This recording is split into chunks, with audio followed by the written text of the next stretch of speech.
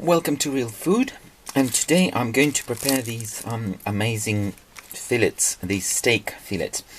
I am going to cook one and I'm going to cover another one in salt, and I'm going to use the second one in a day or 2 days time.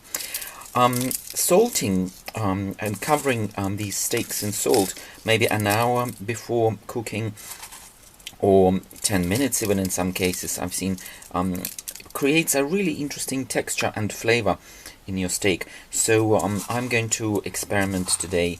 One will go after about 10 minutes into my frying pan, and the second one I'm going to preserve and for a day or two, and I'm going to cook it later.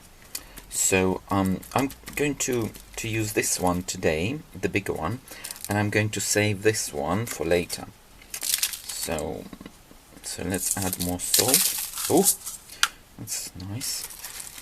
So I'm going to use some of that salt in my second steak, because that's a bit too much. So what I'm going to do, one of them is going to into my into this plastic bag. So this one. And I'm going to cook this one tomorrow. And this one, I'm going to let it rest a little longer in these salty flakes. And then I'm going to season it with pepper, rosemary and other spices. And I'm going to cook it in my lamb and beef dripping. So another interesting thing I'm going to do, I'm going to reuse some of my dripping. So I'm not going to waste any fat. So I've got some dripping left. I'm going to show you. So this fat I've got in my frying pan, I'm going to reuse it for this steak. So in this day and age, when food shortages are becoming a reality, I think it's a good idea to reuse fats, meats, and everything, so that there's as little as possible of any food waste. Because food waste has been a problem for many years in both developed and underdeveloped countries. So if we are able to, for example, minimize our food waste, I reckon we could solve bigger problems, such as shortages of food. Okay, here we are. There's my steak in my frying pan with my dripping heated up. So I'm going to fry gently for a couple of minutes on each side, and then I'm going to seal the sides of my steak.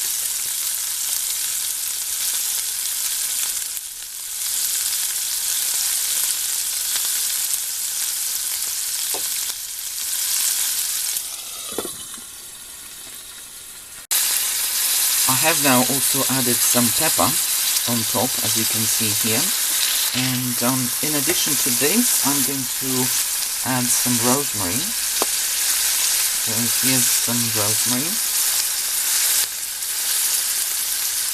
I'm going to do the same on the other side.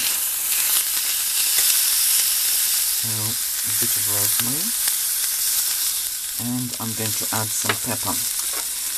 Now I'm seeing that there isn't enough. I don't think there is enough dripping here in my frying pan. So what I'm going to do, I'm also going to add some butter, and this will be both for frying and for flavor, because butter will add that buttery flavor to my steak.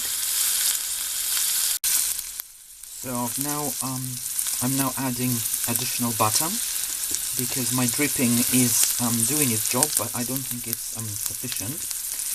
But this additional butter I'm also going to use later to fry vegetables. So I'm going to prepare roast vegetables, so this butter is also going to be reused. Here we are. So it will start melting now, and later I'm going to reuse this butter for carrots, parsnips and other vegetables.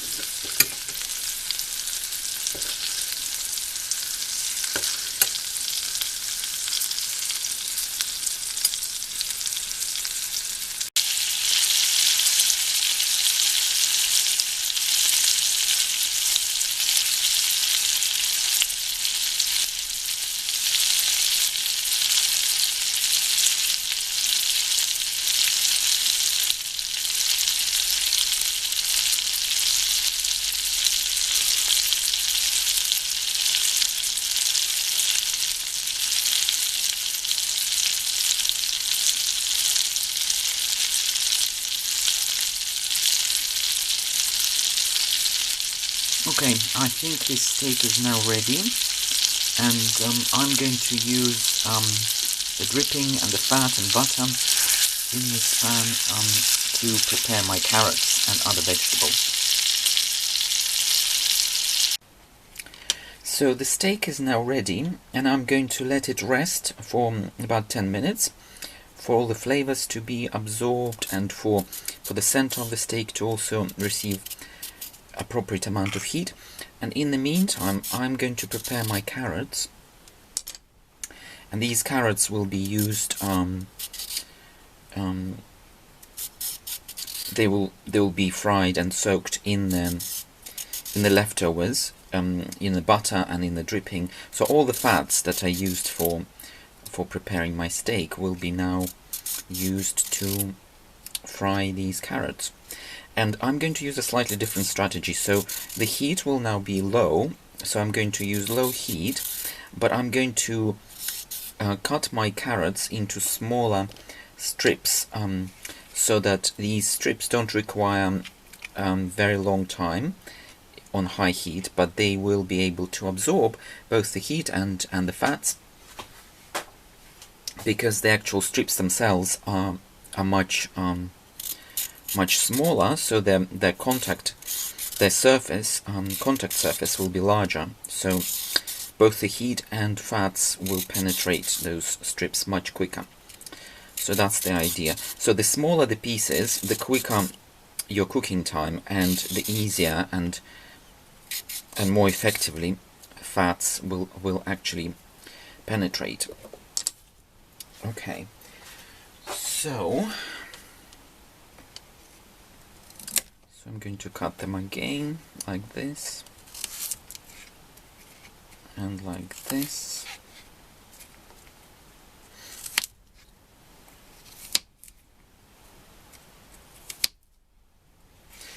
Right.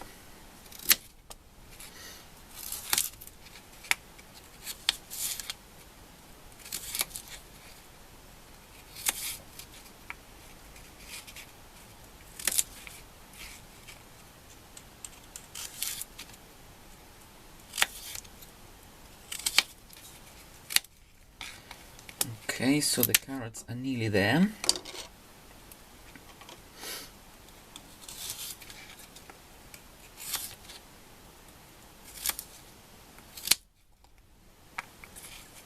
You know what, I also find that carrots take longer to cook than parsnips, for example.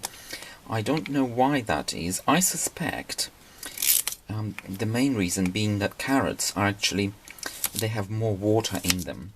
So it takes longer for this water to evaporate, and as a result, because water, as it evaporates, it cools down the surface. So I'm going to put that in the frying pan. So that's just my guess. I don't know if it's true or not. So if any of you, if you know why carrots take much longer than parsnips or other vegetables, do let me know. I'm curious. So, but cutting them, I can see that they're very moist, these carrots.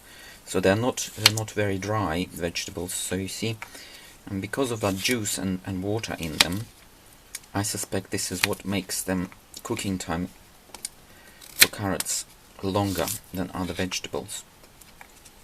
So, but I actually don't know for sure. It could be, you know, due to some other.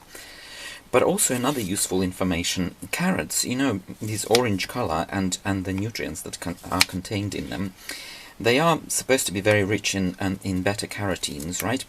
But guess what? In order to absorb these beta-carotenes in carrots, they really need to be consumed.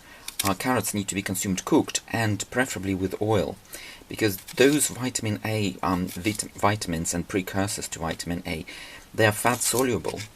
And apparently the more butter you use in preparing your carrots, the more nutritionally valuable they will become. So, okay, so that's ready. Okay, here we are. So these are my carrots. They're now being fried in the same pan with leftovers from my steak, from my previous I think I cooked lamb in the same dripping, so I've got dripping from lamb, from beef, and I've got some butter, so all of this is going to be reused and absorbed by the carrots. So I'm trying not to waste any oils or nutrients or butters or drippings, so I'm going to cook it with these carrots, and maybe even after that I could reuse my fats again. But I'll see how much of it is going to be absorbed by the carrots.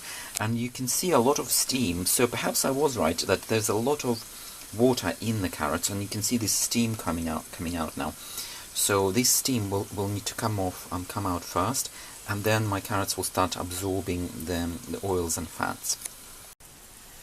Okay, so here are my carrots ready. I'm going to add them to my steak, and I'm going to reuse remaining fats. Here we are. And all these additional carrots are going in. And I can smell my rosemaries and peppers.